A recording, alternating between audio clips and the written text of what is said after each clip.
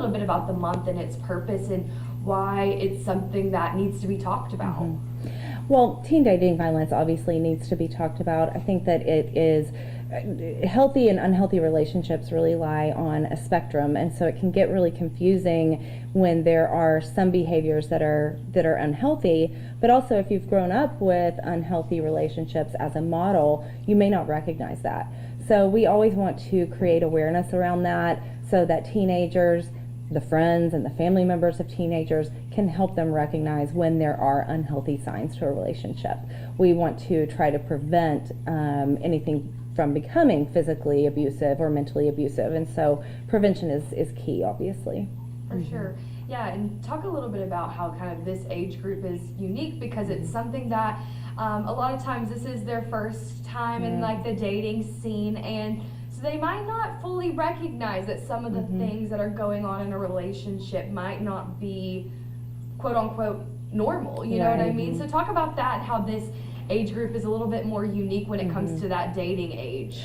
What I have learned and found out is that not only does society make it normal, and so if you look at the TV shows that are on TV right now, a big one is You, and it's all about stalking, and so it's normalizing that behavior and it's romanticizing it, and so all of the youth and kids that are entering into dating relationships think that that type of controlling behavior is normal, and it means he loves me. And so not only are we competing with what society says is okay or normal or should be tolerated, but now we're dealing with like the developmental brain, and our brain's not fully developed until we're like 25, 26 years old, and we can't make educational decisions on what is appropriate and what's not appropriate, especially if a child has been raised in a domestic violence situation. We're finding in schools that social media is a large part of domestic violence or sexual assault. It's easy to say, do so and so and so for me, and then spread that out. Oh, I love him, I'll give him these things. He says he loves me, so I'll do A, B, or C for him. And then they use that to control them. And so we're dealing with a lot of like control and power over somebody in high school who doesn't have the resources and then doesn't feel like they can go to an adult because there's a lot of shame and guilt there. And then they're scared because are they going to get in trouble by their parents? Are they going to get in trouble at school? What are their friends going to think? Kids, there's like this pack mentality in the brain. We want to be in the pack. We want to be part of the team. We want to be part of the group. And when we stray from that, that causes a lot of anxiety in kids.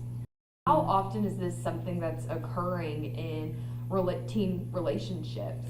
So it's estimated that 1 in 10 high school students have experienced violence in their relationship, in a dating relationship, whether that be physical violence or sexual violence.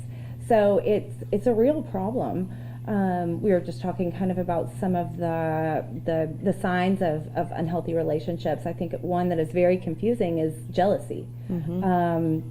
My partner is jealous because they love me so much, when jealousy is a major indicator of unhealthy and or abusive relationships, in fact. And isolation. So they use that jealousy and then they use isolation to get them away from their friends. And so when we as adults can pinpoint, oh, she doesn't hang out with her friends anymore, or he doesn't hang out with his friends anymore, he doesn't do what he normally does, that's another sign of domestic violence or sexual assault in a relationship.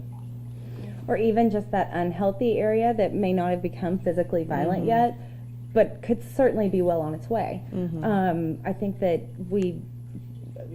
the colleagues and friends of individuals who are in unhealthy or abusive relationships sometimes can say, there's something not right in my friend's relationship, but we want to help them be able to pinpoint what those things are so that they can help their friend, because they don't always necessarily want to go to parents. It's a confusing time under healthy circumstances. you know, when you're maturing at that age and in high school. Adolescence is hard and challenging for a lot of individuals. So we want to make sure that they specifically know what a lot of those signs are. For sure, yeah. So talk about some of the some of those signs when it comes to whether it's a parent that's looking at their child in a relationship, or you know, friends that might be around, you know, someone that's in this and might think something is going on, something is off. You know, what are those signs that they might be able to look for? A lot of times the friends may be more exposed to what is going on in a relationship than the parents, because they're teenagers, they're going and doing things without the parents.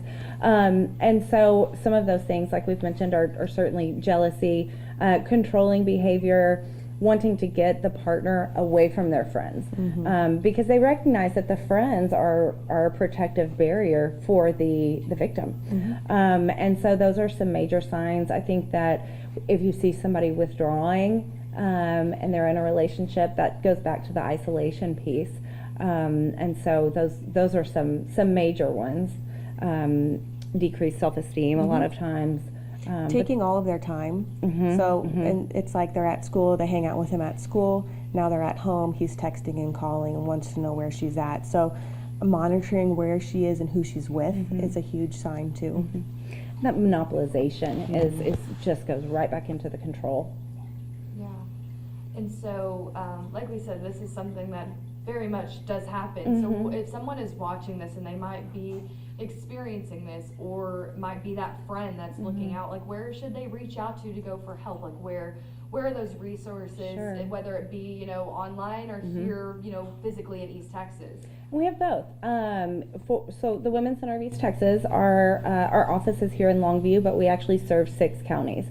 So we serve Gregg County, Harrison County, Marion, Upshur, Rusk, and Panola counties.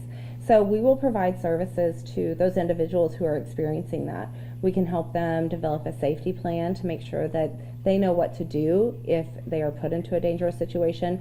But we can also provide services like counseling, support groups, and resources and referral, as well as education. So that would be our local resource for those counties. There is a website, loveisrespect.org, where somebody could kind of do their individual research if they're wanting to do that before they reach out. We understand that. We want them to have all of the information they could get. And so that's also a really good tool. Yeah. And why do you think it's so important to have a month that highlights something like this and highlights topics? I mean, I know that we have awareness months for all different kinds of things, but specifically this one, like why do you think it's so important that people kind of fully understand this topic and realize that it is something that goes on? Right. Yeah. And the awareness months are critical because these things do go on all year. But when we do participate in an awareness month and really push information on topics such as teen dating violence, we are just, we hope, enhancing the knowledge. We want to prevent. We are here for intervention. That is what our organization does the most of and will continue to do. But if we can help preventing someone getting into an abusive relationship or continuing in an abusive relationship, that's a win. Yeah, education is key to change. And if you don't know the signs, if you don't know what a healthy relationship is, if you don't know what an unhealthy relationship looks like, then you're not going to be able to see the signs while it's happening or before it happens. And so our goal is to break generational cycles. Our goal is to prevent future children entering into domestic violence situations. And so in order to do that, they need to be educated on what is healthy and unhealthy.